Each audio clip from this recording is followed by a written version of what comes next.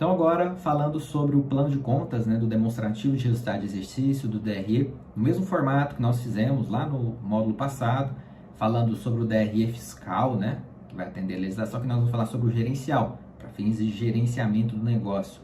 A gente vai perceber que algumas informações são bastante semelhantes, outras têm algumas adaptações ou alterações. Então vamos lá. Primeiro ponto, o que é esse demonstrativo de resultado de exercício? Aqui ele apresenta uma visão econômica do negócio, ou seja, receita, custos e despesa, e ao final, isso de forma bem sintética, o resultado, que é um resultado econômico, que é diferente de financeiro. O que seria econômico? O que eu faturo não necessariamente eu já recebi, talvez parte eu recebi e parcela ainda está no conto a receber. O que eu tenho de custo e despesa não necessariamente ainda foi pago, pode ser que ainda esteja no prazo. Então o lucro é sempre uma questão econômica, não é porque eu tenho lucro que eu tenho aquele dinheiro em caixa. Está muito ligado à gestão de prazos. Se você já fez o nosso curso, né, de análise de demonstrações contábeis, provavelmente você já tem esse entendimento pleno. Caso você não tenha feito, basicamente aqui nós estamos falando sobre o regime de caixa e o regime de competência. No caso demonstrativo de resultado de exercício, ele é pautado no regime de competência, sobre o fato gerador que acontecem as receitas e as despesas, e não necessariamente o desembolso. E que quando nós falamos de desembolso, nós estamos falando do fluxo de caixa, recebimento e pagamento, que aqui não é o demonstrativo, tudo bem? Então, seguindo ali as primeiras linhas do demonstrativo de resultado de exercício, nós temos aqui aquela analogia, uma semelhança, né, o lerite, onde nós temos o salário bruto, deduções, salário líquido. Então, a gente sabe que o salário bruto geralmente é o valor registrado, né? E nós temos algumas deduções, já ficam retidas na fonte, e o salário líquido é o que eu vou efetivamente receber e administrar. Aqui, de forma semelhante, na pessoa jurídica, nós temos a receita bruta, que é uma espécie, né, na comparação de salário, onde essa pessoa jurídica ela vai ter o faturamento, as vendas, né? Onde eu encontro essas vendas? Quantidade vendida vezes o preço de venda. Depois nós temos as deduções, basicamente representada pelos impostos, os encargos, né?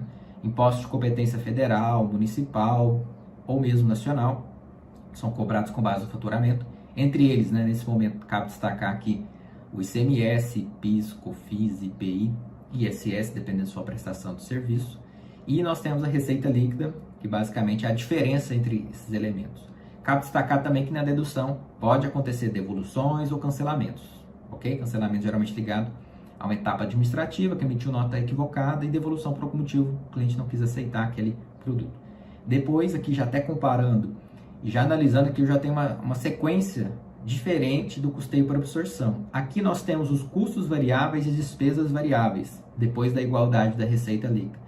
E se eu for resgatar e relembrar o que nós falamos lá no custeio por absorção, aqui nós teríamos o custo do produto vendido, que aqui engloba tanto o custo fixo quanto o custo variável. O variável, né, que é a maneira direta, se eu sei diretamente quanto que cada produto gastou, e o fixo através de um rateio.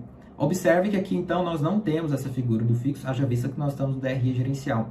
Então, apenas o custo variável, que é a mesma coisa que o custo direto, geralmente etiquetas, embalagem, matéria-prima, se a mão de obra também for configurada como variável, né? E as despesas variáveis, geralmente ligada ali, por exemplo, como taxas de vendas, são um tipo de despesa variável, comissões também é um tipo de despesa variável. E aí, assim, a diferença entre receita líquida, custo e despesa variável tem um conceito importantíssimo, que é de margem de contribuição. Então, a margem de contribuição é a diferença, né, daquela receita líquida menos o custo e a despesa variável. E chama-se margem justamente porque essa diferença, e contribuição, porque ela vai contribuir para arcar com aqueles custos e despesas fixas do período. Inclusive, quando a gente fala de margem de contribuição, surgem alguns conceitos, como, por exemplo, o ponto de equilíbrio contábil e econômico. Contábil, quanto que eu preciso vender para ter um resultado ali nulo, né, empatar o resultado?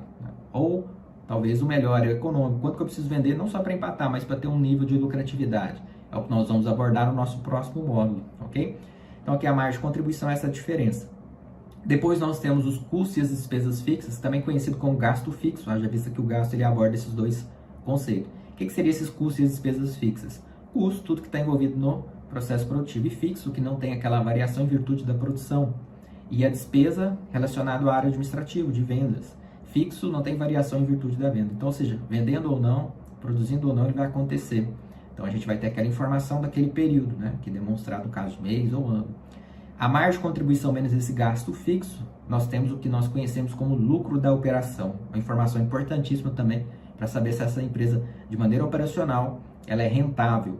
E também é conhecido como LAGER, lucro antes dos juros e do imposto de renda. Ou na sigla inglesa, conhecido bastante como EBIT, um indicador importantíssimo, sabendo que nessa operação, essa empresa ela está no positivo, por exemplo, ou no negativo. Depois disso, nós temos o resultado financeiro, que é representado pelas receitas e despesas financeiras, né?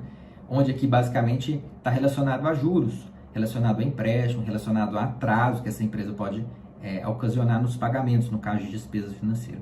E no caso de receita financeira é relacionado aos recebimentos, às vezes um cliente pagou em atraso, ou mesmo aplicações financeiras, tá?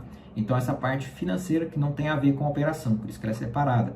Então aqui nós temos o resultado financeiro. Se a gente tiver mais despesas financeiras, por exemplo, ele vai ser negativo, ok? Que acaba acontecendo na maior parte dos casos, mas nem sempre é regra, na maior parte dos casos. Então aqui nós temos a diferença do lucro operacional menos essas receitas, ou mais as receitas financeiras quando acontece, e menos as despesas financeiras, conhecido como LAIR, que é o lucro antes do imposto de renda. O resultado que essa empresa obteve antes mesmo de ter aquelas deduções do imposto de renda, tá? Então aqui para encontrar esse LAIR, essa diferença desses dois elementos. Depois nós temos a alíquota do imposto de renda e contribuição social, assim como o resultado do período. Se for positivo, nós chamamos de lucro, e se for negativo, nós chamamos de prejuízo. Então nós observamos algumas adaptações aqui. Vale salientar, tá, que margem de contribuição, pessoal, não é a mesma coisa que lucro bruto, que muitas pessoas às vezes cometem esse equívoco, até porque depois da receita líquida tem o custo, depois o custo é o lucro bruto. Aqui às vezes o pessoal quer fazer uma analogia semelhante, né? Receita líquida tem a parte variável, margem de contribuição é igual? Não, não é igual.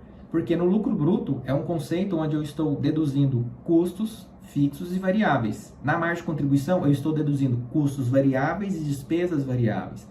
Observe, né, que tem uma diferença, não é a mesma coisa, né? Eu estou pegando parte do custo e outra parte da despesa, tá? Inclusive eu recomendo que você faça a comparação no nosso material de apoio, pega essas duas estruturas e faça essa analogia. Depois sim, né, nós temos a parte do resultado da operação em si, né, que aqui segue uma estrutura um pouco semelhante, mas tome muito cuidado, que esse conceito de margem de contribuição é muito valioso. E eu quero te ver na nossa próxima aula, onde nós vamos fazer uma aplicação prática dessa estrutura do plano de contas.